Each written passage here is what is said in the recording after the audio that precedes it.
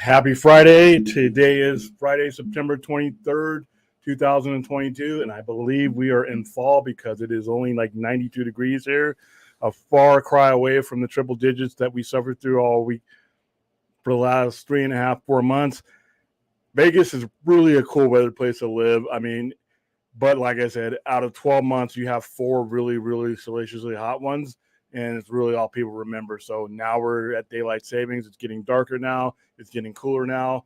My tourists are starting to creep out before nighttime, so business is up there. Hope you guys are having a good week.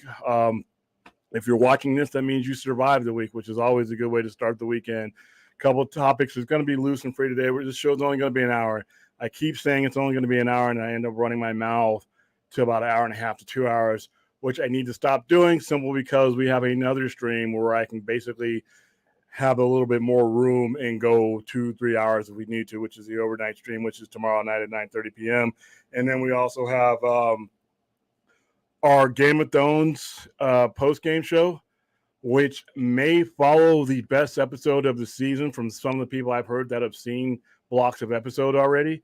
It is a 10-year time jump, and it looks like things go from petty to vicious really quick, just judging from the previews that we showed last week on last week's stream. So I'm going to go ahead and bring in Thade here. And there we go. What's going on, dude? Not much, man. How are you? I'm doing okay. I am exhausted. Allergies have ravaged me this week, and I've just been overworked. But like I said, this is going to be a really short gateway into the weekend. And like I said, I am going to try to not go on to the point where we're here till 8 o'clock again. How you doing, Chappie? What's going on, Jar Jar? How's Moses? You know what? You were making an old joke, but you spelled Moses wrong. Jackass. Hilarious. Let's see. Enosh is on his birthday. Was doing his birthday stream on one of the other things. He's live right now, as a matter of fact. So I saw him. I was on there giving him hell, telling him he should have ordered. I should have sent him the Golden Girls blow up dolls, but the shipping was going to be too expensive. So we went back and forth at it. But yeah, so some of the main topics. I just got my I just started sitting down and reading again. I'm like months behind when it comes to comics. Almost everything I read right now, with very few exceptions, is going to be DC Black Label. So we're going to jump into that. I did watch Andor. I did watch the first episode and a half. I'm halfway through second one. So let's start out by bringing that up. Did you watch it yet? No, but I know pretty much what's going on. Well, you know what happens to the character at the end. So, I don't know. Well, obviously. All right. So it doesn't bother me so much that we know what his fate is, because you're basically seeing the journey to get there. So that's why I don't have a problem with it, but it needs to start picking up. That's all I'll say. Yeah. So, all right. So I got up on the screen here. So yeah, Andor, let's premise aside, because you know how I feel about, if anybody watched me on any screen, on any of these networks, you know how I feel about this neighborhood of Star Wars. We've been in it my entire life. My entire life, for the most part, on screen has existed within the same backyard of Luke, Leia, this version of Star Wars, or within this time frame. Even though this is a prequel and it has very little, nothing to do with the characters I just mentioned, it's still within that time frame. Star Wars to me was always a much larger thing. Thousands and thousands of years of Jedi, thousands and thousands of years of Sith lore that we could jump into, and yet we keep finding ourselves within the same 40-year odd period. So, premise aside, now when I started watching it, the very first thing that I noticed outright, I love the look and the feel of this. The Cyberpunk and Blade Runner 2049 fan in me immediately connect with the aesthetics.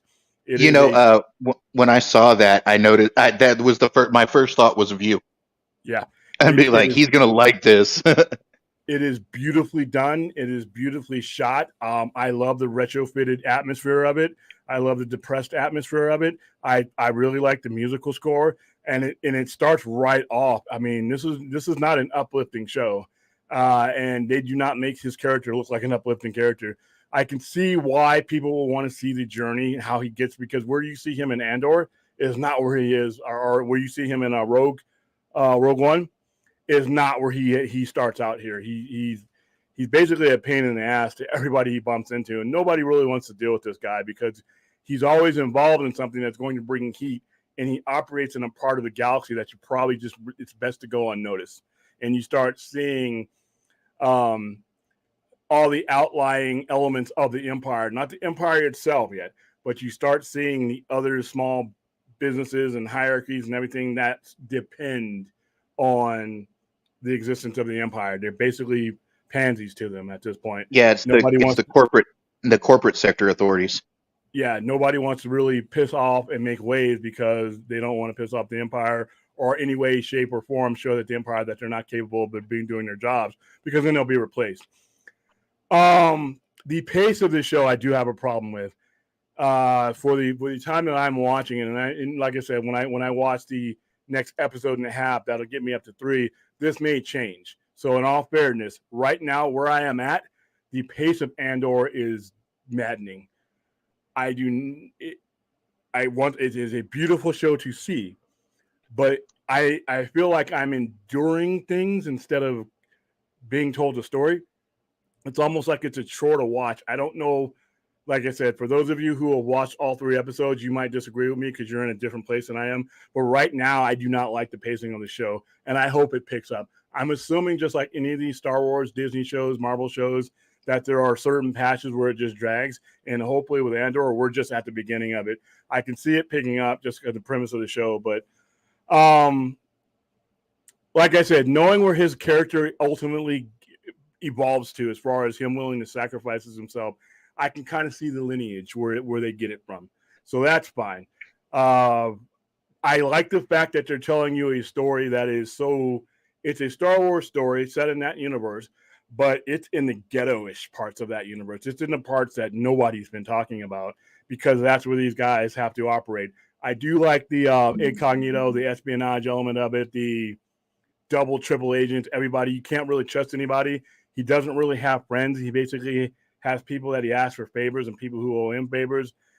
The whole sleazy interior of the show, I do enjoy that. I mean, like I said, I can be favorable to those aspects of the show and still be, say outright, I wish this show hadn't been made. I wish they would take these aesthetics, all this energy, which makes this show as beautiful as it is, and put it on a Dark Lords of the Sith, put it on a Pre-Dawn Uprising, put it on some of the stuff that we were always talking about. I can't wait until we finally get to that neck of the woods. If they do that neck of the woods, how they've done these shows, even the shows I don't like Boba Fett, but it was done beautifully. It looked great. I just didn't enjoy the story.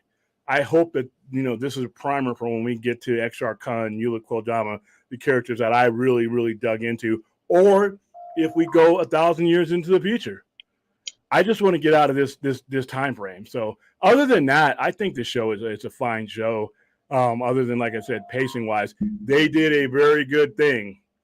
They did a very good thing by releasing all 3 episodes, because I think about it, when they had the time to watch all 3 at once, I think I might have felt a lot differently. It's kind of like with Peacemaker.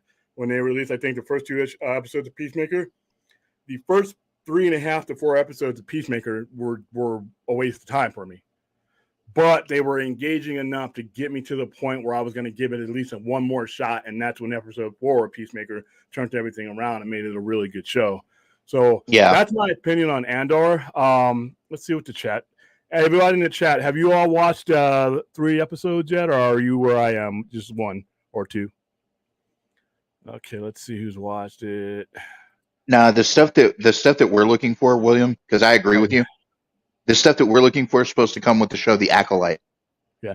Hey, TJ, don't worry about it, because I'm not spoiling anything. I made sure that I'm not doing a spoiler, because it's still a brand new show, and I'm not going to ruin some things for it. As far as that goes, I just want to basically give you the basic premise of the show, the basic atmosphere of the show, and sort of what environment that the show takes place in. So that's where we're at, but I'm not going to give any spoilers for it.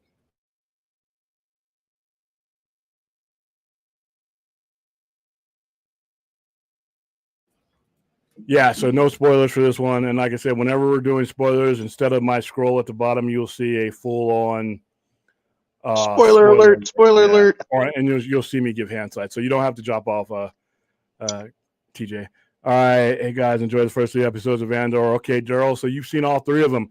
Daryl, answer me this: I'm midway through episode 2. Does it pick up as far as pace goes for you? For you, did it pick up for you? Because I know I'm still kind of stuck in the mud as far as the pacing of the show goes.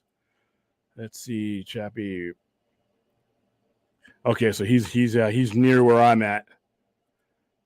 How you doing, Ibrahim? All right, let's see. It fell off after first episode. So yeah, I'm still in that swamp with you and midway through. Once again, not bad. It's just with all the streaming and all the stuff I got to do, dude. You got to keep me engaged. Once I latch onto you, we got to be going 100 miles per hour, or I need to see where we're going. You know, we're still establishing some characters. It's still establishing some relationships. There's some awkward relationships there. There's some prick characters that are pretty much establishing themselves as the people who will be pains in the ass throughout the series, and you automatically know who those guys are. One in particular. So yeah, it's a lot of yeah. So you watched all 3. It's okay, cool.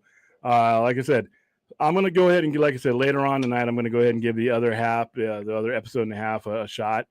Like I said, not an awful show at all, but the pacing of it is just, like I said, that's probably the most important thing to me. Okay, so Protest X, I loved Boba Fett and Obi-Wan. Andor isn't working for me. So that's all. It's like I said, that might be the exact opposite of some people. So, but it just goes to tell you that that we can all be looking at the same thing and come up with a different experience. All right, Well, the thing about this is it's going to appeal to certain people that they Kenobi show didn't. Yeah, because you're literally appealing to a different generation. I Yeah. mean, if you're looking to get people excited about Obi-Wan, even though it's Ewan McGregor's Obi-Wan, that character first appeared almost 24 years ago. Yeah. 1999 was the first Ewan McGregor. So we're literally, and if you want to go back even further, you're talking about a different generation. So Obi-Wan is a different, it's a different appeal. I mean, Obi-Wan, I was like, I just couldn't get away from the why is this show happening? That's the one thing I could never escape to that show is why is this show happening? Not as bad as, Andor's not as bad as like that because we know so little about him other than what he did as far as Star Wars, as far as Rogue One. That's it. That's all we know of Andor. With Obi-Wan, we've had decades upon decades. My dad was a movie going person, and when Obi-Wan was first appeared. So we got 3 generations of that. With Andor, we didn't have a lot. And with Obi-Wan, like I said, we've gone through literally almost 50 years of portrayals of him on all different levels and all different forms. So I was like, what's one more portrayal of Obi-Wan? But people wanted him back, so there you go. Andor is different. Even though you know how he ultimately ends, you don't know a lot of the stuff that built up to him. Yep.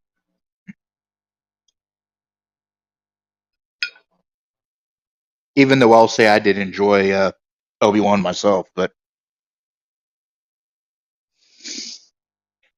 to each their own.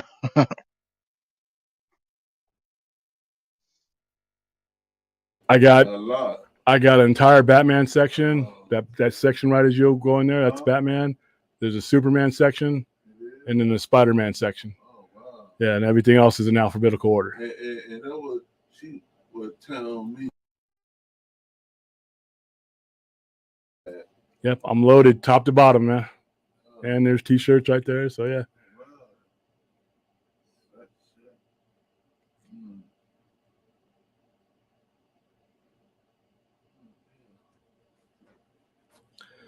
Go ahead, Dave. I got to remind I was just saying. that I'm in the middle of a live open retail establishment. Well, of course, I was just saying that I enjoyed Obi-Wan, but I get what you're saying though. Like, I enjoyed Obi-Wan more for nostalgia reasons than for that show had a lot of cameo power. It did, and I think, and I understand that, but I'm at the point in my life where nostalgia, it has to be done perfectly in order to grab me. I mean, I'm not against nostalgia at all, but if you're going to get me with nostalgia, like Top Gun Maverick was nostalgia for me that works. You know what I mean? You know, I felt the same energy as I did when I first saw that movie back in '86, and when I saw that now, I felt like I was going in the same place. Blade Runner 2049, you know, and nostalgia is like it's like a trying to disarm a bomb. If you don't pull the right wires, everything's going to blow up on you, and it's going to, you know, it's going to end not going to end well. But nostalgia for nostalgia's sake, and I think with Star Wars, because so many people have so many good childhood memories of Star Wars, people want to go back to that same place, even though we're not children anymore. And a lot of the time where these stories fail is because we have grown up. We Yeah. want that old feeling, but we don't realize that inevitably we have outgrown it to a certain extent. Like, you know, when it comes to Superman, Chris Reeve, I love Superman, Christopher Reeve. The 6-year-old me jumped up and down for Christopher Reeve Superman, but the 40-something-year-old me, it needs a different type of story now. So the nostalgia doesn't always work. You could tell me a new Superman story, but you got to frame it and encase it in in an environment that I exist in today. And I think that's where Star Wars has a see you later, man. That's where Star Wars has a problem is they don't really reframe things into the modern time. We're just looking back at old familiar faces, old familiar sounds, and old familiar whatevers, and you know what I mean. So it's like I said, I guess it's a give and take. I'm just waiting around for the type of Star Wars story that I've been waiting for, you know, since they built the extended universe. You know, and I hope I get it. You know, I'm not going to boycott Star Wars for not, you know, but not giving it to me yet. But like I said, I think this is when it comes to nostalgia, I think that is Star Trek had the same thing. Star Trek, even though we're moving on in time, everybody wants to reach back into their childhood or that happy place instead of existing in the current place, and it's kind of have like a happy medium. Yeah. Well, I remember those feelings about Star Trek. You remember it took you and Brian and Stella to get me to look at new Trek. So Hey, what's going on, Chuck? Andor hooked me quickly more than Boba and Obi. You know what? I will say that the first episode and a half for this show, because I had it up on the screen, is better than the opening episodes of those two ones that you guys bring up. Boba Fett was slow out of the gate for me. Obi-Wan was very slow out of the gate. I mean, Boba Fett was so slow that I'm like, why the hell am I even watching this slow? And yeah, it picked up a little bit and wrapped up decent, but it wasn't great. Obi-Wan for me just had too many instances that just didn't. I just was reminded that I didn't need this show. This show at Andor, there's, like I said, like we ultimately know how he ends, but there's a lot of intrigue that you can explore, and it allows you to focus on things that are not necessarily about him. A lot of the key elements that are going around at the time of this rebellion, you're seeing the rebellion from a point of view that we really never got a chance to see it until Rogue One. You're seeing things, you're seeing the dirty, and listen, whereas Star Wars, when you first see Star Wars roll out, there are good guys and bad guys. They are very clear. Even the people who redeem themselves in Star Wars, they were either redeeming themselves from pure evil into good or one back and forth. There was no middle ground. Andor does present a middle ground to where people are doing what they have to do, and you sort of get the hint of it in Rogue One that some of these people have done. You can't really judge them on some of the dirty shit that they've had to do. They had to do it. There was no right or wrong. It was get this thing going, keep it going, and hopefully live long enough to put it in the hands of people who can do better than us. They were playing the dirty game so that the Lukes and the Leias and the Obi-Wans and all these people could do what they needed to do. So if you're looking for a hero in Andor, you're not gonna find one. You're not going to find one. But look, I got into a Twitter discussion about whether the rebellion was right or not, and you could look at it two ways. They they are rebelling against a legitimate government, regardless of how that government got there. You can look at what the rebellion was. I mean, you can be black and white if you really want to be, but Star Wars has never really been about black and white. There's always been shades of gray. And, even the Jedi weren't good guys per se, especially there at the end, in certain cases, they there didn't was do enough. corruption all over. And a lot of people, want to look at Star Wars with the black and white lens, and you just can't. Go ahead. You still there?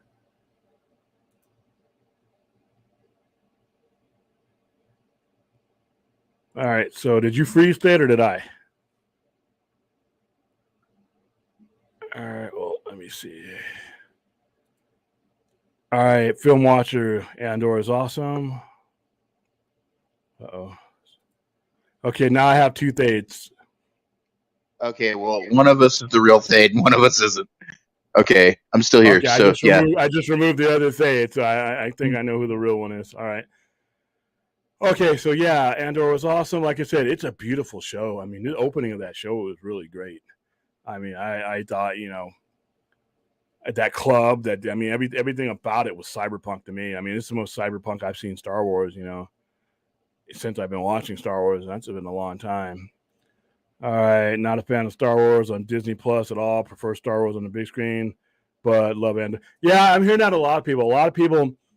They just haven't. It just hasn't translated. The Star Wars mythos has not translated as well for them on the small Disney screen as it has on the big. Some people are Star Wars belongs on the big screen, and me personally, when it comes to any medium, including my favorite Blade Runner, and we got this Amazon series coming out, I like series. Personal preference, simple because I watched so many movies where there are great characters and great glimpses of characters that just don't get time to breathe, just don't get time to evolve. And I'm left with whatever that director and that producer can give me in the 2 or 2.5 hours that they have. With series, when you get, 6, 7, 8, 9 hours in some cases, you get time for the character to evolve. You get time to appreciate that character's points of view. You get time to maybe see things from their point of view, because with a series, you have time to focus on one particular character instead of having to hop around from one person to another, one character to another, one place to another. With a series, you can start seeing things in a different way that maybe the character in a 2-hour movie may not be able to flesh out. Like, I'm going to give Peacemaker. If Peacemaker had been a movie, when people heard of the Peacemaker TV series, they thought it was a joke because, for the most part, he's a joke on the only thing that you got to see him on, which is a 2-hour movie. Even though you saw some depth there, the show goes all the way into showing you the dimensions of that character, and to the point where on a series you have time to make mistakes with that character as far as picking up the pace goes. First 3 episodes of Peacemaker I just didn't like, but once they started delving into his character evolution, I thought that they did a better job, and it did that character a service that a movie cannot. Now, I understand on the same side that when you go to a movie and you see something like a space opera like Star Wars, you want it being seen on the big, majestic screen because that's where Star Wars originated. That's where Star but Wars gained its pleasure, with as big as the universe is, though, there is room for small screen stuff. Like you were talking about earlier, there's a vast amount of stories that could be told. We're stuck in this rebellion era that we've been stuck in for 45 years. Yeah. And there's so much, just this little section going on with Andor. We've never really known what's going on in the corporate sector. We've never really known what's going on in the corporate sector. We've always just seen the main areas of the galaxy and the places where they fought. We've never seen, until the prequels, we didn't see other planets like Coruscant and we really didn't even get a great look at Alderaan until the end of episode 3. All we knew of Alderaan was it was an Earth-looking planet that got destroyed. Pretty much, because we never saw the surface of it. Right. Hey, Ray. Look, Ray, I have them here. I just don't have them on because I'm open now, and I can't hear people in the store when I have them on. It blocks out. But what's up, Ray? You don't have to boycott me. But yeah, but like that's like I said though, like there's so much we can do with Star Wars and that can be done with Star Wars. Like, that's why the Clone Wars cartoon was so good because it went all over the place. That's why Rebels was so good because you got to see like the Planet of the Ones. You got to see, the in between. You got to see a lot of like Force stuff, more Yeah. than we've ever seen with just the movies. So Yeah. there's a lot that can be done on the small screen. It's just you have to be willing to shrink your thought on that. Like the big movies, those are like the premiere things. Those are like the event things. You know what I'm saying? These shows just fill in the fill in the universe. Hey, what's going on? Hey, Damien, love the show. When I can catch it? Much love and thank you. And I'm pretty sure everybody who operates on the lounge appreciates your support, Damien. Yeah, like I said, well, you're bound to catch me if you aim a dart at the weekends. You're probably going to land on something I'm doing. So thanks for stopping by, man. Let's see. Okay, that's Ray saying hi to everybody. How you doing, Adrian? I would like to see a Star Wars political thriller TV show. This is really close to it. No. Let me take that back. This is more of an espionage spy thriller. Yeah, I can kind of see where you're going with that because you got like, people moving around, Senate moving around, political intrigue. I would like to see that. I personally, like I said, I just anything you want to give me Star Wars, just get me out of this rebellion. Get me out of the post rebellion. Get me out of the sequel trilogy. Get me out of all that. I want to go so far ahead or so far beyond that the immediate bloodline of any of these characters is not anything I can put together. That's where I want to go. All right. Well, TW.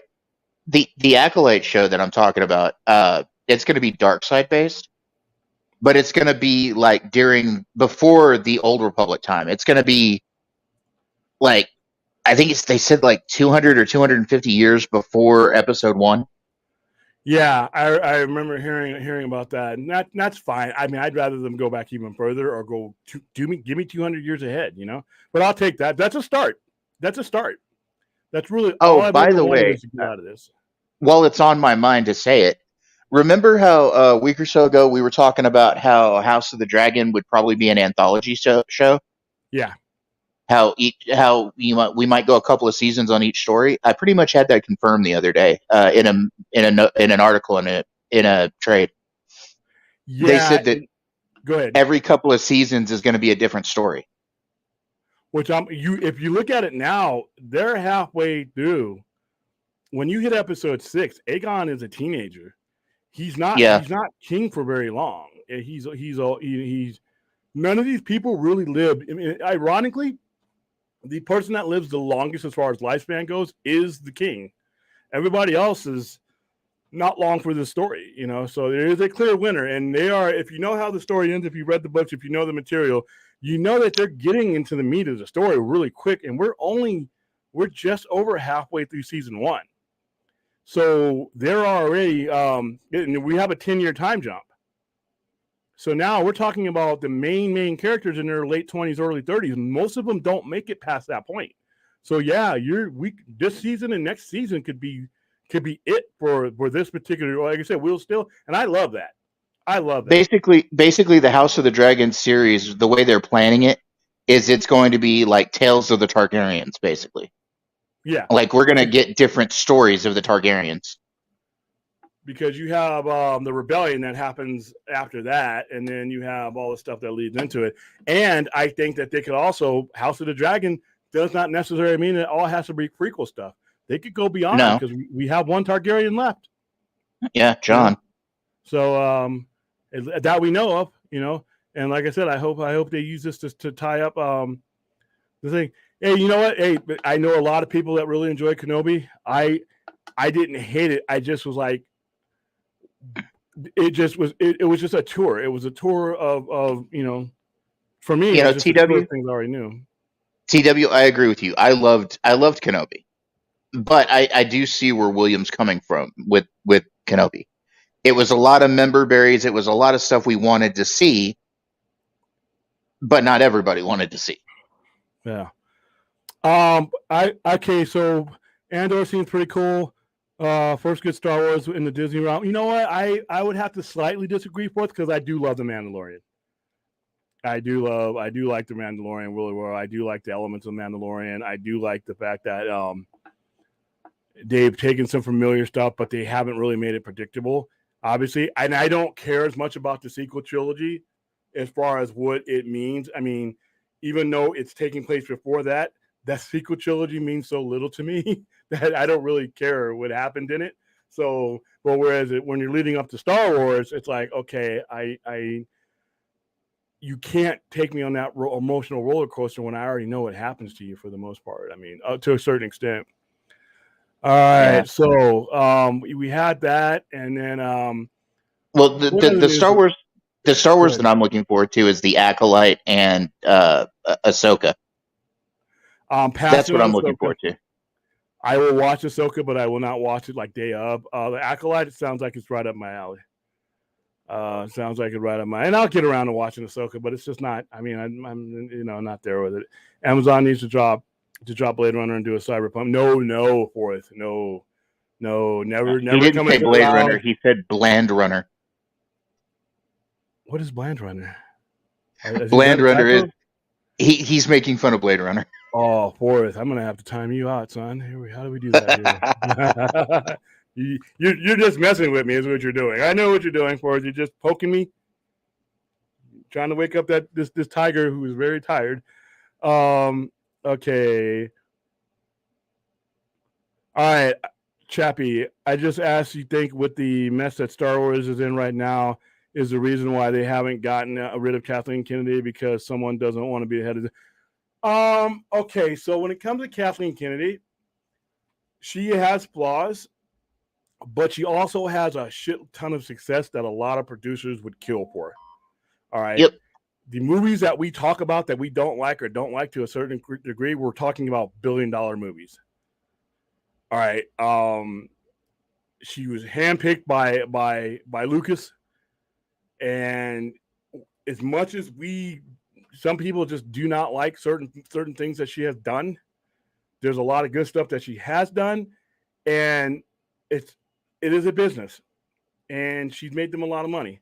And I don't know how much more money she can make them because when you put Star Wars out into a movie theater, even after The Last Jedi and Rise of Skywalker, people are $1 billion worth of people are still going to go see Star Wars movie. When's the last Star Wars movies that how many decades has it been since a Star Wars movie hasn't drawn $1 billion? I think all 3 or 4 movies drew $1 billion, right? Yep. And she has successes with the whole Star Wars universe is under her. I mean, and plus it's not just Star Wars either. I mean, she's got Indiana Jones, she's got other things. So yeah, she's got some glaring issues. But if you look at the other studios, hell, look at Warner Brothers Discovery, the things that you're trying to fix. How different would Warner Brothers have been with Kathleen Kennedy running it? I think it would have been for the better. I think any studio would want to have her. So I don't think I've been hearing people thinking, she's going to be fired for the last 5 years, but when you're making $1 billion per movie and you're the head of creative content that is generating this much viewership, I don't think she's going anywhere unless she wants to go somewhere. Look, and I just have to go. I just have to come right out and say it. If a certain group of YouTubers hadn't gone so hard on Kathleen Kennedy, none of us would have cared. The only reason her name is in the zeitgeist right now is simply because people went attacking. Okay. Oh, and Chappie, Yeah. let me point this out. Let me compound on that. Most average Star Wars fans couldn't name or point Kathleen Kennedy if they were sitting next to her and she was buying them drinks. It's most Star Wars fans in general do not know who she is, enjoy or don't enjoy the movies for reasons that they will never dive into as far as we do on YouTube, we do on Twitter and all that. Kathleen Kennedy could be giving one of these guys a lap dance, they wouldn't know who the hell she was. All right, so when I only hear about the firing of Kathleen Kennedy on the internet. But the checks are cashed at the box office. The money's made at the box office, and she's won there. So I don't see her going anywhere. I mean, it's like William and I have always said. To us, it may matter. To the nerds, to those of us that dive deep on this stuff, it may matter. But to the general movie-going public, they could give two shits. As long as they get to see flashy stuff on the screen, they don't care. They'll talk with their wallet, and that's simple. I Yeah, mean, just like people keep telling me Ezra's done as a Flash. I'm like, dude, if the Flash, let's say hypothetically, and I don't think it's gonna make that money. If the Flash makes 900 to $1 billion, and it's determined that it's based on his appeal, I don't care what anybody says. They can talk all this crap that they want to now. Money talks, bullshit walks. All right, Yep. It is a business. So if they make $1 billion and it's, a lot of it is based on him, like you can do surveys and find that out, you're gonna find people. The company's gonna be like, up, let's do another too. Just like they said, oh, we don't need a Joker sequel. Oh, we don't need a sequel to this or a sequel to that until they make $1 billion. And they realize, you know what, this is what we do to pay our people and to make the company bigger and to pay back dividends to our stockholders. Then that kind of talk goes away. And it's the same thing with Kathleen Kennedy. You know, the sound of that cash register is louder than our fanboy logic. You know, it's a much more powerful sound than me saying, I hate you, you suck, fire that guy. This sound right here, that cash register sound, I don't know if you guys can hear it, but that sound is louder than my voice, even though it may not be. It means that more sound to these guys. that sound is louder than any of our voices. Yeah. Ever. So, No matter how much we want to rage and kick at it, we're not going to bring any of these companies down. It's never going to happen. Not that way, at least. We would have to do it by like, and that's just not going. I mean, that's what, if people don't show up to the movies, like Black Adam is really important. All this rage over Black Adam, like I said, the general audience just wants to see Superman again. All right, that's all this is. You don't have to hate somebody for wanting to see Superman again. And people, that's another thing I'm going to probably talk in depth with tomorrow night. People pressuring The Rock, bullying The Rock to make a change to his trailer, so that people who like Snyder content would, to appease them. I'm like, no matter how you look at this, once again, the cash register is louder than the fanboy. All right, us fanboys are 3% of this whole overall thing. The majority of the people who are going to go see that movie are going to be general audience people who know The Rock more than they know any comic book IP. There is no amount of pressure any Snyder fan or anybody else could put on The Rock to make him make that change, and to get that out of there. I don't believe that. Whatever his reasons were for changing it, because he's got to know that when he fills up his theater, he probably asked a lot of those people that when he did that test screening. I bet you anything, if he'd asked most of those people about all this mess that's gone on for the last 5 years, most of them don't know or care. And the pressure is coming from the general audience. That's the kind of pressure he's probably going to go about. I mean, because that's going to be the 97% that pushes this movie into $700 or $800 million. And then I had people coming after people who prefer Zack Snyder's film, saying, blanketing us all, calling us this toxic thing because The Rock decided he wanted to change part of his trailer, a trailer that I didn't even notice the part that they changed until people started making noise over it. But we're doing all this, and going back to the topic, is that the vast majority of people do not give a rat's ass about Twitter, about what we're on right now. We're talking to each other, and it's a great format. But once again, when we do our promo for Black Adam, the vast majority of people are not even, don't know about any of this stuff. All right.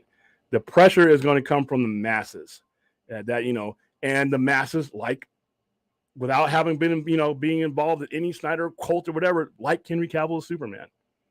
All right. And the marketing surveys, I mean, he knows that. He's in a position to know that. And, so yeah, when it, be careful. Okay, about for the Sandman hasn't been canceled. Huh? It's been delayed, not canceled. Where's that at? Sandman, it's second from the bottom. He says audiences supposedly got Sandman canceled by not binging it. He said it's been delayed, not canceled. So here's what happened with Sandman, and I hate to say this, but I will say, I would proud to say this because they did it right. It is very expensive to make. It is a very, very expensive thing to justify at a time where Netflix is cutting some things and trying to manage their own debt, because remember, they operate with $12 to $14 billion in debt. So, and they have a lot of other things that they're doing and they're spending money on. I think you're going to get a season 2 of Sandman. I just think there's got to be some convincing. If it's going to be Netflix, I think there's got to be some convincing to the Netflix people, like, hey, we're operating at a minus 12 billion. What kind of revenue? Our revenue is dropping. The reason why we let this 12 billion float because we were bringing in so much money, but now that money's going down. How is this paid tier going to work with the commercials? There's a lot of stuff that has to be figured out. You also have to remember Netflix is about to change off of the binge model. Netflix is planning on within like the next couple of months, the next few months, probably into next year, they're planning on coming off of the binge model because they're seeing that people talk more, like William said in the past, people talk more about shows when they're week to week. The conversation goes longer. Yeah, and you get more for a buck. Hey, am I saying that right? Protoss. Yeah, the average Joe likes YouTube. I don't dispute you there. Where I differ is the average YouTuber does not use YouTube and groups like us as a tool to determine whether they're going to go see a movie or not. They'll watch the trailer on YouTube. They'll watch the Rock interview on YouTube. They'll watch like little info stuff about YouTube. But when it gets to us talking heads, they're not. That's not the level that they're on. Yeah, you can be on Twitter, but not necessarily be as engaged to Twitter to the point where you're worried about whose contracts are being signed. You're worried about if this guy takes this role, is he going to be able to do this role? There's a difference between checking your messages and checking Twitter, rolling through your page, and then going to 10 levels above and being like, oh, if I don't hear this, I see this on my timeline from this so-and-so, I don't think I'm going to go see this movie. There is a certain segment of society, which I think is less than 3%, that uses it as a determining factor or how they're going to spend their money. Whereas the mass majority of people either are not on it or they're not using it in that fashion. When we did when Suicide Squad, it was Suicide Squad or the Batman. Okay, no, it was the Batman. When we did our surveys for the Batman, after we're in the theater, we're like, I brought this up. How many of you guys, and I brought up names, I brought up things, and most of the people did not know. And it's stuff that we talked about every day on YouTube or on our Twitters and all that. They didn't know. They knew some stuff, but not a lot. There was out of 150 people that we had there, and each of these questions that were what we call the inside, which is what you and me are doing right now, you probably got maybe less than 6% when we total everything out that knew things that deep. And in the other half, you had maybe about another 20 or 30% that had an inkling, a surface idea, and then the vast majority of the people that were there to see the movie didn't know or care what was going on. So, whereas we might use these things to determine whether we're going to continue to follow a certain fandom, the general public is not at that degree. They're just not on it. They're on it for different reasons, Also, I'd like to make a point again about something Fourth 1000 said here. He's still talking about the article that said that it hurt the Sandman viewership. Look, yes, of course the article said that, but the thing is I think we depend way too much on the trades. Yeah. A lot of the stuff that the trades say are reactionary. Rolling Stone needs to go take a hike. Good Lord. A lot of the trades, and that's what I really dislike about our section of YouTube. A lot of us depend way too much on what one trade or the other trade says or whatever. You need to just go with what you see when it finally comes out. Okay. And the only way we'll know is if they do a second season of Sandman or not is it when Netflix greenlights it. Okay. When they say, okay, let's do this. Or here's the thing. Even beyond that, it doesn't have to be on Netflix. It's a DC program. DC can shop it to somewhere else or keep it on HBO Max. Yeah. Keep all their money, because remember, there was a transaction that happened between those two. Why not cut off the middleman? It has viewers. So I mean, I do believe that there will be a Sandman season 2. I don't know how long it'll take, but it's just going to take some convincing. That's all. It was too much of a positive thing to not happen up that way. And like I said, and now let's see, Netflix is. Yeah, Netflix has to cut stuff, and like I said, unfortunately, they're pre-committed to certain things before Sandman was even happening. They were, you have some of their big budget stuff that they put money on, and now, like I said, they're I really think that the binge model was a detriment to them, like we were just saying, because Stranger Things, they learned when they broke up Stranger Things in that first 7 episodes, in that time in between those last 2, that's all people were talking about. Oh, you better not kill Steve. Oh, you better not hurt so-and-so. If so-and-so dies, we write all that stuff. That was just 2 weeks of people just constantly talking. And then they put out that trailer, which is probably one of the better mid-season trailers I've ever seen. I was tired of that running up that hill song, but they used it perfectly in that trailer, and it got people hyped up. So now imagine how Stranger Things would go on a week by week type of thing. Look at how we're doing with Game of Thrones. I don't think I ever binge watch Game of Thrones. I mean, all at once, brand new. I like being able to talk about the evolution of it, even if it's characters I already know about. Seeing how they evolve and full, in the living flesh on screen is something we get to talk about on a weekly basis. It's not just, all 9 episodes or 10 episodes of Game of Thrones is out and then we're done. I think that hurts because guess what I get to do after that if there's nothing on your streaming service I get to cut you. You know what? And then when I cut you, I might jump on back, season 2 is coming out, but guess what happened in between season 1 and season 2? Some other streaming service picked my pocket and got my money. And now I got to feed the wife. I got to feed the kids, the dogs. Money's getting tight. Gas is up. I might not get around back to you again. And that's how you lose subscribers. So I hope that they do take, a better approach to this. And I'm happy to hear that. But yeah, when it comes to YouTube, I love YouTube. I love the platform. It gets us out to where we can meet and talk to other people. But I also am in an environment where I get to interact with the average person that, like I said, watches YouTube to watch cat videos and how to fix their phone. The biggest stuff on YouTube is tutorials and people. Some of the biggest stuff that started YouTube on this type of thing was people fixing their iPhones or people undoing when they used to do the unboxing of brand new iPhones. That was one of the things that first started YouTube on this big giant thing. And now you have people, with TikTok and all this other stuff. That's where your average man comes and goes. Your hardcore disciple that kind of money goes, like you and I, we're already sold. We're pretty much already in. You don't have to introduce me to Black Adam. You just got to show me that it can be done right. Whereas the general public, you got to primer Black Adam until like, okay, this is who he is. Justice Society, I know it like the back of my hand. But the person that's going to make up the bulk of the money that this movie needs to make has no idea who or what the Justice Society is. So we're living in 2 different worlds. And I wish those guys were on YouTube a little bit more, watching, some of these historical videos on Justice Society and, different universes and, why they exist, what they need to read like that. But they're not. Most of the people who are going to see these movies don't even pick up comics.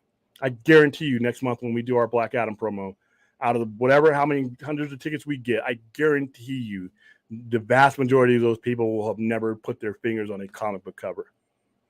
Now, I hope I can change that. I try to change that every time people come into here and they bring their kids because they're in here for tourists. And hey, there's a store with a big Superman emblem on it. Maybe let's go check it out.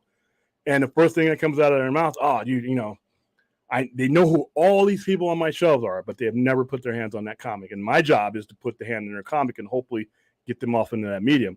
But I'm in the minority. I mean, the people who will actually pick up a comic book are in the minority of people driving any of these comic book movies. Okay, yeah, they split Stranger. Yeah, they split up Stranger Things. I thought it was excellent. Stranger Things, by the way, that's another thing is we talked about it right after it ended, and then it kind of faded. But that was some of the best storytelling I've seen in a long time. Finish episode 1. Let's go. Yeah, I say episode 1. I mean, like I said, I'm 1.5. I'm right in the middle. Okay, so let's see. All right, the article said people not binging Sandman hurt the viewership that they were looking for. Yeah, I mean, okay, fourth, and elaborate on this. Are you basically saying that people watching it in pieces is why that kind of hurt what their number dynamic was. That they're looking for people that watched all the episodes at once, and since they didn't get that, they may have thought it was a failure. Because a guy like me, I did not binge watch Sandman. I watched each episode. Maybe I watched 2 episodes at a time most, but then I sat back because I really wanted to enjoy it. And in fact, when we did our when we were talking about Sandman on our overnight show, I hadn't watched the whole thing yet, and we were only commenting on the episodes that I had watched. So yeah, maybe it did, but you know what? They need to change. They got to change that. Sandman Again, should be on a weekly thing, you know. So Netflix is the only streaming service that still does the binge model with its shows. Yeah, like I said, they're changing that because they're realizing that people are not liking the binge model. I have a lot of friends that I know that don't like binging a show. Yeah, I'm one of them. I only do it doesn't because there's so many, you know. It doesn't bother me if I've got the time to binge it. I will, but that's because I'm just that way. But like, the anticipation is where they're going to get more viewership. Yeah, Fourth 1000 got it. Hey, that's actually a pretty good question. I've thought of this. Can you work out a deal where you sell Black Adam comics in the theater? I probably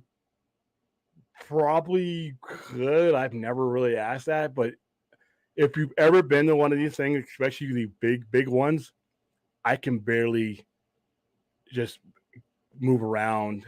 There's chaos. What ends up happening is if you guys have ever been to an advanced screening, is like, so the people that I bring with me are people that are guaranteed a seat. They're on a will call list. So by either they fill out a survey, they do an email, or they come into the store, we do some type of promotion, and we get them a ticket, and we get them, you know, a lot of times we'll print out, I always keep this around, we'll print out our own tickets. This is the one we did for a Spider-Man No Way Home, Doctor Strange's amulet, and then thing, and then our promo on the back. So we'll it's chaotic. What we have to end up doing is we get down there with our people, and we have to segregate our people into certain things. A lot of times they'll have a ticket like that, and I'll tell them, hey, hold up their ticket so that I can find you and get you away from, because then we also have the general admission people that have gotten their tickets from radio stations and signed up on a list somewhere or something like that. Those are general admission people.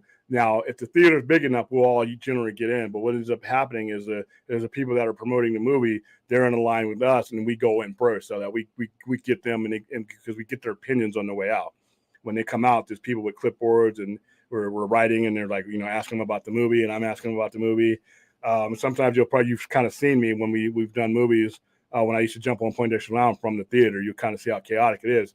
So what'll end up happening is sometimes, like for Shazam, we'll all be wearing shirts like this. For a Black Adam, I'll still be wearing this shirt, but the people who we've given tickets out, they'll be wearing a black shirt with this belt on it, and it glows in the dark, so we get our group pictures. But we're organizing all that. I'm getting the names of the people, checking in, because I got to get them checked in so that we can count the leftovers. There's just so much going on that I don't think I could be able to sell anything. I don't think there would be anywhere for me to sell anything. I don't think there would be anybody opposed to it, but I think I would drive myself crazy. It's just an exhale and a relief once we get all of our people on our list. They've all made it to the theater, and we can sit down and let the movie start. And then afterwards, I got to race out of there, and then start getting the opinions and start because we report back to the sponsors. Hey, what did they think of the whole point of it? Is not just to promote the movie and put goodwill out into the atmosphere, but to get the feelings of the people who just saw the movie, And then with Black Adam, I'm actually going to we're going to do that online, because I didn't have a YouTube channel before when we did some of the bigger movies. I was on Poindexter Lounge, but I didn't have my own channel, and we weren't set up. I didn't know how to do a lot of things. So for Black Adam, I'm actually we're going to do straight out of the theater responses from people that we took with us. So, but no, I couldn't. Yeah, I couldn't do it, man. I think I would run myself crazy. Even with help, I think that would be impossible. Nice idea, though. I have thought about it, though. All right, Kathleen Kennedy is a great producer, but I just don't think she's the best when it comes to being the head of Lucasfilms, with her constantly. All right. Yeah. That I will agree with, because I've always seen about people that are leaving for creative differences, or this wasn't the right person. too deep into the process to where that should be happening from somebody at that level. When you're the head of that kind of studio and that kind of money's on the line, there shouldn't be people coming and going as many times. The whole Patty Jenkins thing with Robo, all that stuff. That I will agree that kind of stuff happens too much for somebody who's running with, for the most part, is a well-oiled machine. You may not like the content that it brings out, but yeah, the hiring and firing, that is a problem. And the creative differences, I'm like, you didn't know about these differences when you hired the person. So yeah, I could agree there. People watching, please didn't give them. Yeah, you know what? Hey, I well, like we were saying, hopefully they learn, because I think that's where a lot of Netflix's shortcomings come is because of that binge model. Hey, I think kids enjoy Black Adam when they exit the theater, see comics for sale right there. Yeah, like I said, I wow, dude. I wish I could have you here to show you just what a mess it is sometimes.